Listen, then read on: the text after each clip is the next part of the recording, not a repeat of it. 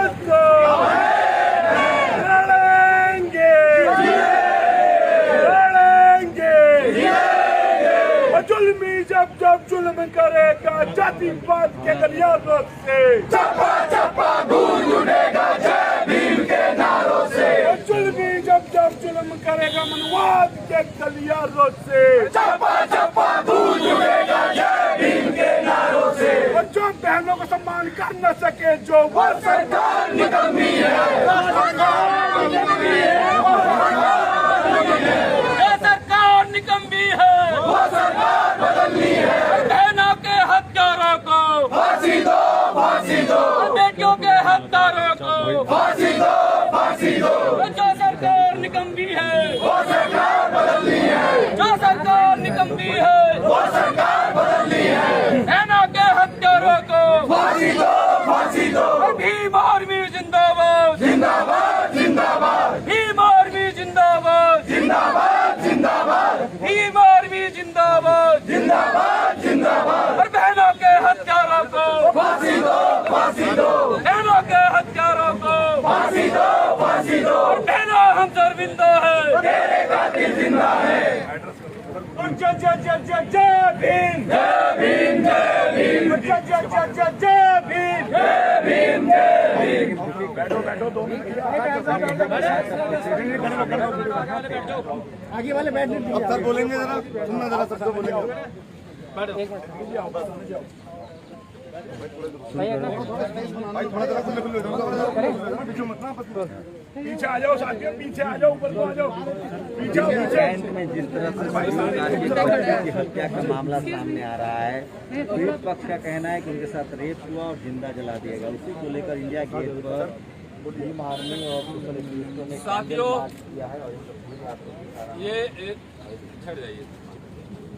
साथियों ये दिल्ली है, देश की राजधानी। पुलिस व्यवस्था चाक चौबंद है यहाँ पे कहने के लिए।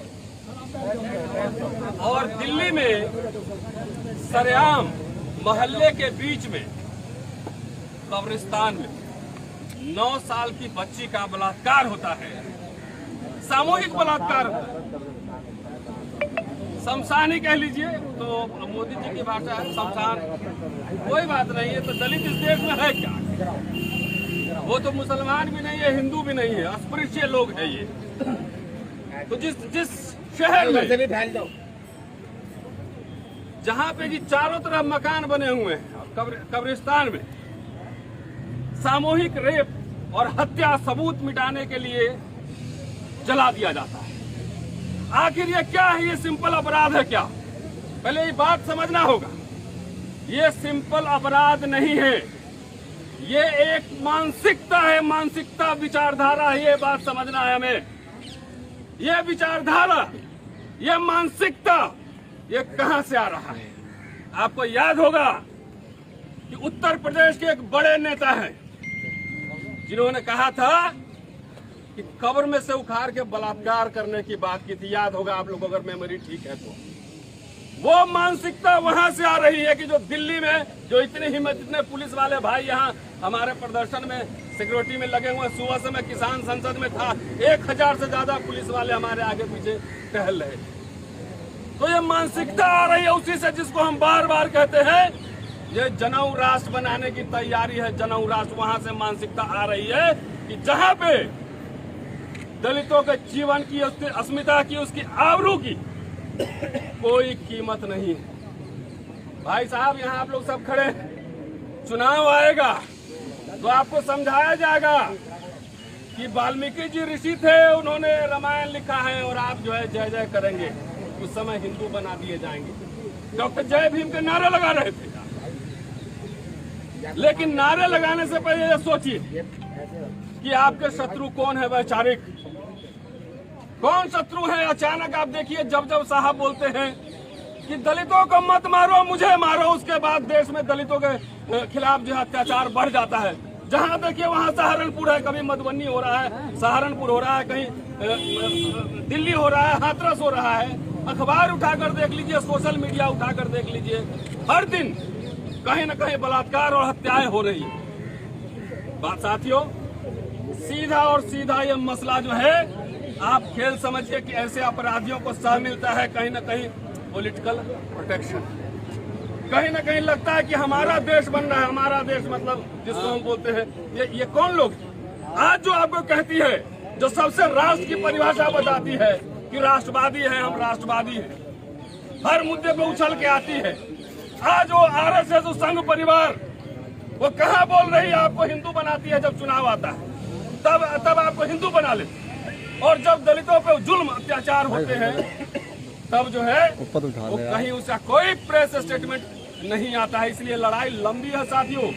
देखिए, आपको एक तरफ इमोशनल अपील किया जाएगा, दूसरे तरफ हकमारी होगी। 7 साल से जितने साथी यहाँ सोशल मीडिया चला रहे हैं वो देख रहे होंगे कि विश्वविद्यालय में पढ़ाने के साथ लगातार लिखकर, बोलकर, धरना प्रदर्शन करके लगातार ऐसी जो नीतियां हैं उसके खिलाफ हम लोग आंदोलन कर रहे हैं लगातार। एक तरफ अभी नीट का आया है तो हकमारी यही लोग कर रहे हैं, और बलात्कार जो लोग कर रहे हैं वही लोग कर रहे हैं, उन्हीं का प्रोटेक्शन है। इसलिए अपने शत्रुओं को पहचानिए साथियों।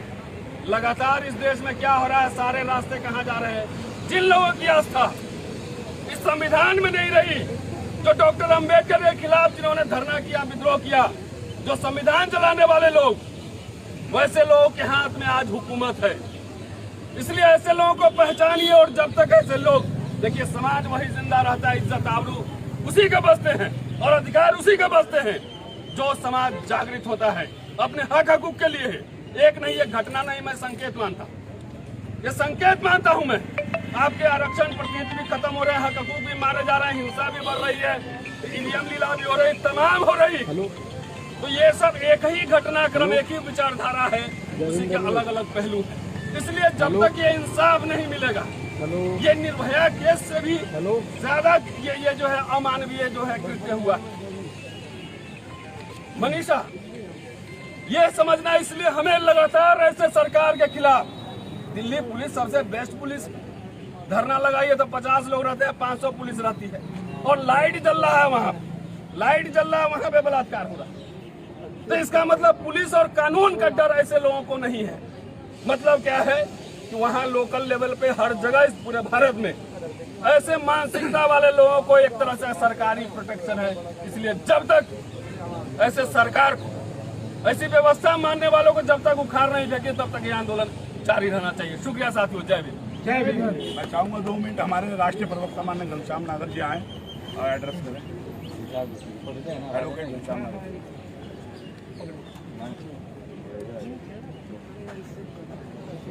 जय भीम साथियों, जय भीम।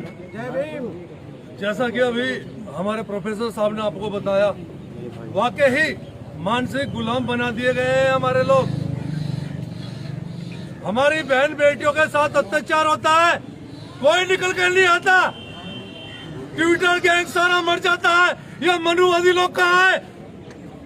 आप देखिए, जब किसी उच्च जाति की बच्ची के साथ कुछ होता है, हमें बराबर दुख होता है, हम लोग उसमें भी बराबर की लड़ाई लड़ते हैं। आज ये ट्विटर गैंग कहाँ मर गया है? हमें दुख होता है जब हमारी बहन बेटियों के साथ अत्याचार होता है, वो कोई निकल कर नहीं आता है। और देश में ये दोहरा कानून कैसा, ये दोहरी नीति कैसी? ऐसे व्यक्ति को, जो अपराधी उस जाति के होते हैं, उनको प्रोटेक्शन देती है सरकार, उनके लिए महापंचायतें होती हैं, और हमारे लोग प्रदर्शन भी करें तो उन पर लाठियां मारी जाती है। वो कहा जाता है यदि प्रदर्शन करोगे तो मकानों का ध्यान रखना, मकान ना टूट जाए। तो मेरा अपने सभी भाइयों से अपील है कि जाग जाओ, हमें अपनी इस बहन के लिए, न्याय के लिए लड़ना पड़ेगा, झगड़ना पड़ेगा, मरना पड़ेगा। यदि भगत सिंह यही सोचते कि मैं क्यों निकलूं बाहर, तो आज देश आजाद नहीं होता। आज देश आजाद हुआ तो भगत सिंह, उद्धव सिंह जैसे लोग यहाँ थे, सुखदेव जैसे लोग थे, इसलिए देश आजाद हुआ। तो आज हम मानसिक गुलाम बनने के लिए दोबारा तैयार हैं। या ध्यान रखिएगा, यदि इस तरह से अत्याचार हुए, आप लोग नहीं बोले, तो आने वाले टाइम में आप लोगों को मानसिक गुलाम बना दिया जाएगा। आवाज नहीं उठा सकते आप। जय भीम। जय भीम।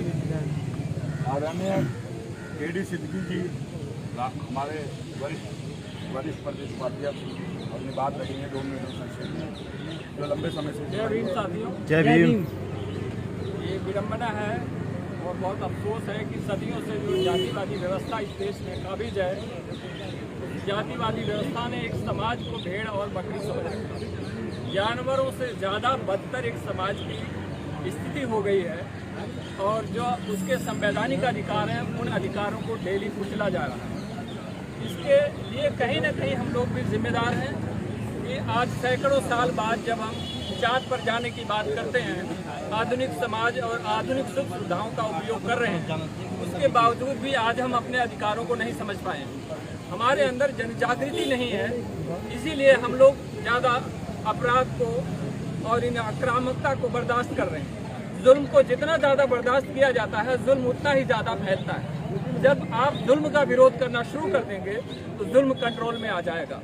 तो हमारे लिए सबसे दुख की बात यह है कि हम जुल्म को बहुत ज़्यादा बर्दाश्त कर रहे हैं। जुल्म को बर्दाश्त करने की वजह से जुल्म करने वाले लोगों का हौसला बढ़ता जा रहा है। जब आपके अंदर जागृति आ जाएगी, एकता आ जाएगी, आप संगठित हो जाएंगे तो जुल्म करने वालों का हौसला पस्त हो जाएगा। जय भीम।